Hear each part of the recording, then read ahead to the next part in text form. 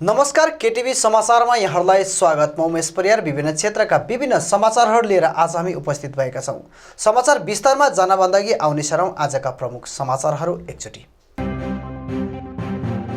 अन्य स्थान छ र यता कालेबुङमा पनि रामनवमी शोभायात्रा सम्पन्न। कालेबुङमा गुन्जियो जय श्रीरामको नारा। Welfare development society 7 mile, money trust अनि ग्रेटर लायन्स आई हस्पिटलद्वारा निःशुल्क आँखा जाँच शिविर 7 माइलमा सम्पन्न। स्टेट डिमान्ड कोअर्डिनेसन कमिटी प्रतिनिधि टोलीद्वारा पीपीएस विषय र सांसद राजु विष्टलाई ज्ञापन। पयौं विश्वेश्वर शिवालयमा सप्ताहव्यापी श्रीमद् भागवत महापुराणको पूर्णाहुतिका साथ सम्पन्न। अनि कालीझोडावासीलाई लिएर सेवक पुलिसद्वारा ड्रग्स सेवन अनि बिक्री वितरण विरुद्ध सचेतना कार्यक्रम सम्पन्न। अब समाचार विस्तारमा। कालेबुङमा गुन्जियो जय श्री रामको नारा। आज रामनवमी कालेबुङमा राम भक्तहरू लगायत अन्य मानिसहरूको सहभागितामा शहरमा भव्य शोभायात्रा निकालिएको छ। अन्य स्थान छ र यता कालेबुङमा पनि रामनवमीको शुभ उपलक्ष्यमा शोभायात्रा भव्य रूपमा सम्पन्न गरिएको छ। हिन्दू धर्मावलम्बीहरूको महान पर्व रामनवमीको अवसरमा कालेबुङका विभिन्न सङ्घ संस्था राम भक्तहरूको सहभागितामा बिहान मेला ग्राउन्डबाट उक्त शोभायात्रा आरम्भ गरिएको हो। उक्त अवसरमा राम भक्तहरूद्वारा झाँकी प्रदर्शनी गर्दै सहर परिक्रमा गरिएको थियो। यसैबीच कालेबुङ सहर जय श्री रामको नाराले गुन्जायमान भएको थियो। भगवान पुरुषोत्तम श्री रामचन्द्रजीको 14 वर्षको वनवास पूरा गरेर अयोध्या फर्किएको शुभ अवसरमा यसरी उनको स्मरणमा शोभायात्रा निकालिने परम्परा रहिआएको छ।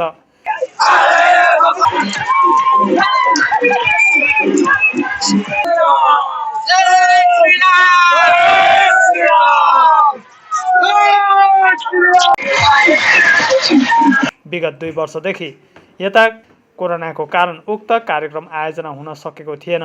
यस वर्ष भने विभिन्न सङ्घ संस्था, व्यक्ति विशेष अनि भक्तजनहरूको सहयोगमा यसरी भव्य रूपमा उक्त शोभायात्रा सम्पन्न गर्न सफल भएको हो।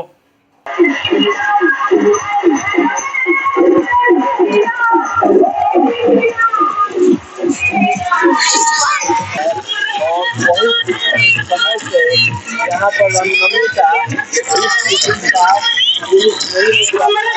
और बहुत ही लोग श्रद्धापूर्ण तरीके से आज इस रामनवमी पर्व का लोग पालन कर रहे हैं।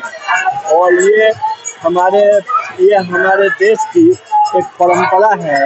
इसमें जाति नहीं है, इसमें हिंदू में सभी जाति, जैसे मान लीजिए मरवाड़ी है, बिहारी है, नेपाली है, बुद्धिस्ट है, सभी इसमें अपना सभ्यता करते हैं।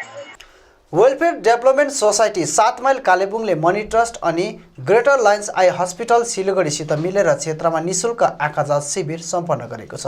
सम्पन्न शिविरमा क्षेत्रका 100 भन्दा अधिक मानिसहरूले लाभ उठाएका छन्। शिविरमा सोसाइटीका सचिव अनुज छेत्री लगायत सम्पूर्ण सदस्यहरूको उपस्थिति रहेको थियो। घर आँगनमै यसरी शिविर राखिएकोमा क्षेत्रवासीले शिविरको सराहना गरेका छन्। यो चाहिँ अब गाउँघरको सुविस्ता है, कतिजना बुढाबुढीहरू जानु सक्दैन हस्पिटलमा देखाउनु, र यसरी गाउँमै हुँदा चाहिँ हामीलाई धेरै सजिलो पर्यो, राम्रो लाग्यो। त्यो चाहिँ म देख्छु है। अन्त अपरेसन गर्दाखेरि चाहिँ मलाई भेट्नु, एकपल्ट अपरेसन गर्नुपर्छ र एउटा गरिसकेको बादमा फेरि नेक्स्ट अर्को पनि गर्नुपर्छ भन्ने मलाई त एकदमै राम्रो लाग्यो। किनभने कतिजना मानिसहरूले होइन टाढो टाढोमा गएर पनि आफूले गर्नु सक्दैन, हाम्रो आँगनमै यसरी आउँदा है खुसी लाग्यो। शिविरमा अधिकतर मानिसहरूमा मोतीबिन्दु पाइएको अप्टोमेट्रिस्ट जेन्नी दासले बताएकी छन् भने उनीहरूको उपचार सिलगढी ग्रेटर लायन्स आई हस्पिटलमा निःशुल्क गरिनेछ भनी जनाइन्। यसमा चाहिँ अपरेसनै गर्नुपर्छ, जुन कि हामीहरू लान्छौँ, र कतिजनाको अब सुगरहरू पनि धेरै छ, त्योहरू अब कन्ट्रोल गरेर त्यसपछि मात्रै अपरेसन हुन्छ। यहाँबाट अब जति पनि क्याट्र्याक्ट पेसेन्टहरू छ, अब जस्तै एउटा ग्रुप हुन्छ, अब एकजनालाई मात्रै त लान सकिँदैनौँ हामी, तर पनि अब ग्रुप हुन्छ 5-6 जनाको, त्यसमा अब गाडी तलैबाट आउँछ, हस्पिटलैदेखि लिन पनि आउँछ, प्लस त्यहाँ 2 दिन जति बस्नु पर्यो। आज गयो भने भोलि अपरेसन हुन्छ, त्यसपछि 3rd डे चाहिँ तपाईँलाई उतैदेखि गाडीले नै ल्याइदिन्छ, तर सेन्टरसम्म चाहिँ आउनु पर्यो। सेन्टरदेखि सबै कुरा 2019 मा स्थापित सोसाइटीले हालसम्म धेरै समाज सरोकारका कामहरू गरिसकेका छन्। यस शिविरपछि रक्तदान शिविर लगायत अन्य कार्यक्रमहरू गरिने योजना रहेको बताइएको छ। ड्रग्स मुक्त समाज निर्माण गरिने पाइलामा पनि अघिदेखि नै सोसाइटीले पहल चालिरहेको पनि बताइएको छ। शिविरबारे मनी ट्रस्टका ट्रस्टी रिजवान रहमान अनि सोसाइटीका सहसचिव भुवन छेत्रीले शिविरबारे थप बताएका छन्। अब यसमा चाहिँ अब सोसाइटीले चाहिँ हामीले चाहिँ कस्तो खालको गर्छौँ भन्दाखेरि तपाईँको एकदमै जसको चाहिँ अब एकदमै सक्दैन उनीहरू है, जो चाहिँ अब एकदम आर्थिक अवस्थामा छ उनीहरूलाई त हामीले सोसाइटीको तर्फबाट पनि अलिकति हेल्प चाहिँ हामी गरिदिन्छौँ है। मनी ट्रस्टसँग हामीले कस्तो पाराले हुन्छ उनीहरूसँग हामी कुराहरू गरेर अन्त यसमा पनि हामीले सोसाइटीले आगामी दिनमा क्याट्रेक्टहरू त्यस्तो भएको छ भने त्यसमा पनि अलिकति हामीले सहायता पुर्याउन सक्छौँ। स्टेटहुड डिमान्ड कोअर्डिनेसन कमिटी प्रतिनिधि टोलीद्वारा पिपिएस विषय सांसद राजु विष्टलाई ज्ञापन बुझाइएको छ। स्टेटहुड डिमान्ड कोअर्डिनेसन कमिटीले मिसन गोर्खाल्यान्ड अभियानलाई अघि बढाउँदै शनिबार कालेबुङका स्थानीय राष्ट्रिय अनि स्थानीय राजनैतिक नेतृत्वहरूको 12 सदस्य टोलीले सांसद राजु विष्टलाई भेट गरी गोर्खाहरूको दीर्घकालीन अलग राज्य गोर्खाल्यान्डको मागलाई क्षेत्रका नागरिकहरूको पक्षमा सामूहिक हस्ताक्षर गरिएको ज्ञापन पत्र बुझाइएको छ। अराजनैतिक ढङ्गले मिसन गोर्खाल्यान्ड अभियानलाई सुरु गरिएको थियो। उक्त अभियानको नेतृत्व एसडिसिसीका प्रमुख संयोजक प्रभाकर देवानले गरेका थिए। ज्ञापन पत्रमा प्रधानमन्त्री नरेन्द्र मोदीले दिएको वचनप्रति प्रभाकर देवानले सांसद राजु विष्टलाई पुनः स्मरण गराएका छन्। ज्ञापन पत्र स्वीकार गरे पश्चात सांसद राजु विष्टले ज्ञापन पत्रका साथै प्रस्तावित गोर्खाल्यान्ड सम्बन्धी दस्तावेजहरू पनि उहाँलाई उपलब्ध गराइदिने अनुरोध गरेका छन्।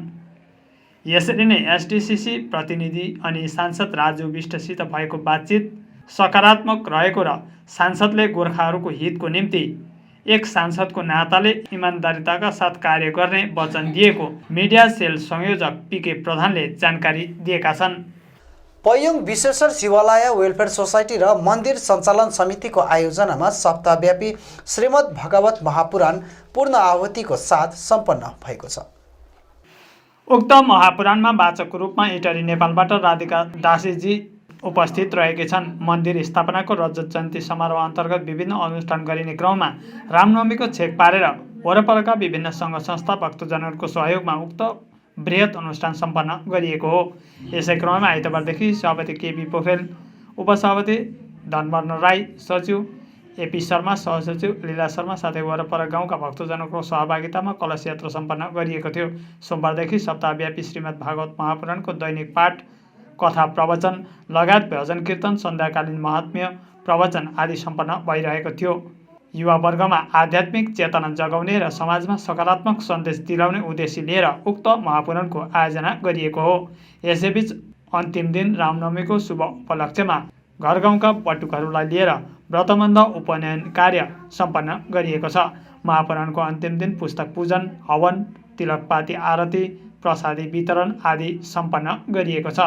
विशेष गरेर विश्वेश्वर शिवालय मन्दिर निर्माणको 25औं वर्षको शुभ उपलक्ष्यमा वार्षिक रूपमा विभिन्न कार्यक्रम गर्दै आइरहेको छ। यसै क्रममा 7 दिवसीय रूपमा महापुराणको आयोजना गरिएको हो। उक्त अनुष्ठान सम्पन्न गर्न सहयोग पुर्याउने सबैप्रति आयोजक समितिका सचिव एपी शर्माले आभार जनाएका छन्। हामी धन्यवाद दिन्छौँ। उहाँहरूले हामीलाई धेरै धेरै यसपालि सजिलैसँग हाम्रो काम उकासिदिनु भयो अनि हाम्रा भलन्टियर दाजुभाइहरू जसलाई हामीले जिम्मेवारी दिएको थियो र त्यो जिम्मेवारीमा सबै निभाउनु भयो। हामीले गएर भन्नु परेन।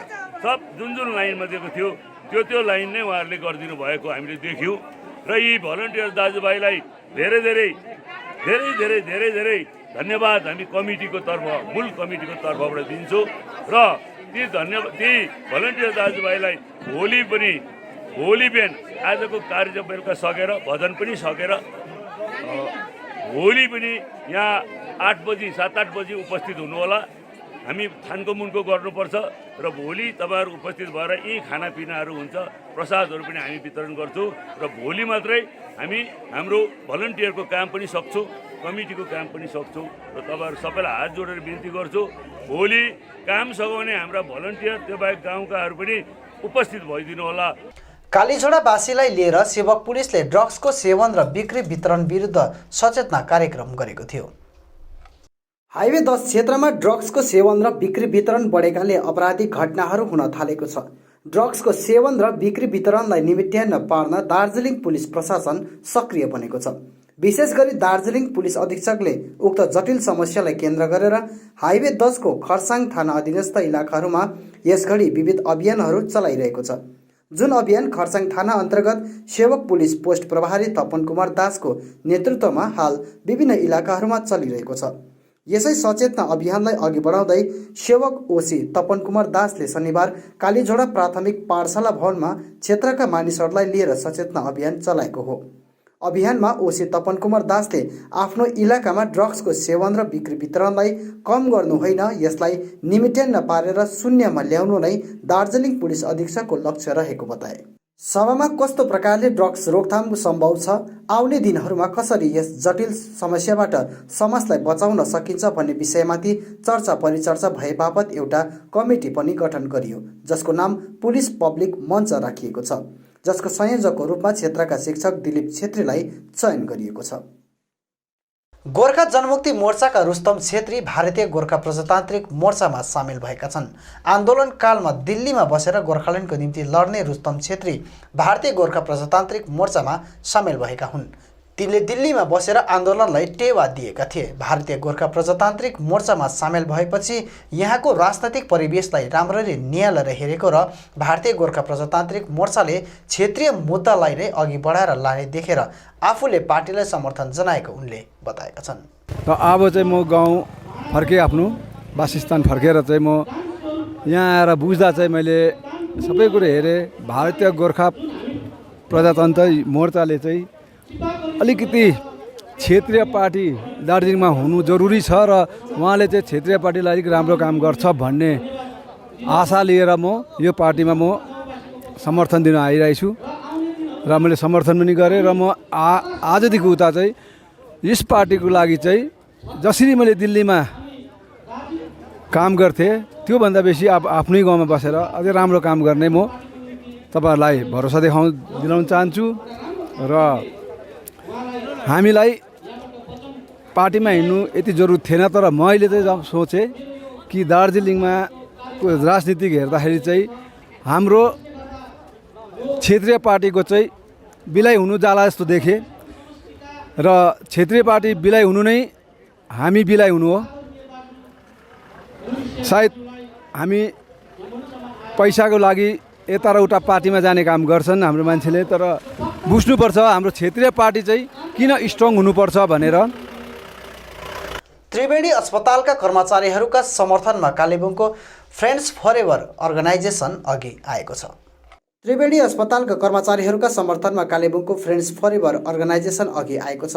अर्गनाइजेसनले अस्पतालका अनसनरत कर्मचारीहरूले यथाशीघ्र न्याय पाउनुपर्ने माग पनि गरेको छ। आफूहरूको सुनिश्चित भविष्यको माग गर्दै आन्दोलित कर्मचारीहरू अनसनमा उत्रेका हुन्। अनसनको आज 10औं दिनमा कर्मचारीहरूको साथमा खडा हुन कालेबुङको फ्रेन्ड्स फरेभर आज अनसन स्थल त्रिवेणी अस्पताल पुगेको हो। कोभिडको महामारीमा आफ्नो ज्यान जोखिममा हालेर कोरोना संक्रमितहरूका हेरचाहमा अहोरात्र खट्ने त्रिवेणी अस्पतालका कर्मचारीहरूले न्याय नपाए उनीहरूमाथि ठूलो अन्याय हुने अर्गनाइजेसनको पक्षबाट गोपाल छेत्रीले बताएका छन्।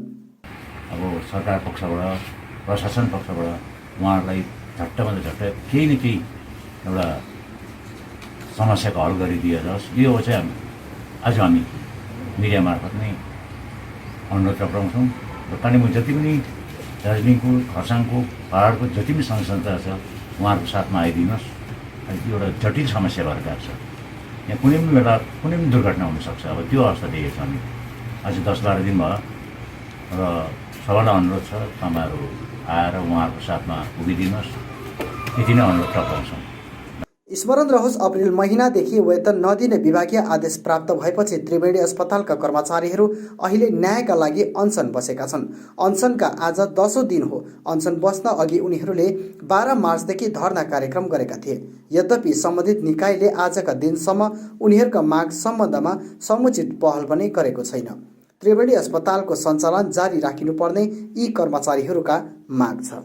हवस् त दर्शकवृन्द, यो थियो आजको हाम्रो समाचार। भोलि फेरि हामी अन्य समाचारहरूको साथमा उपस्थित हुनेछौँ। तबसम्मका लागि म लगायत सम्पूर्ण केटिभी समाचार टोलीलाई बिदा दिनुहोस्। नमस्कार।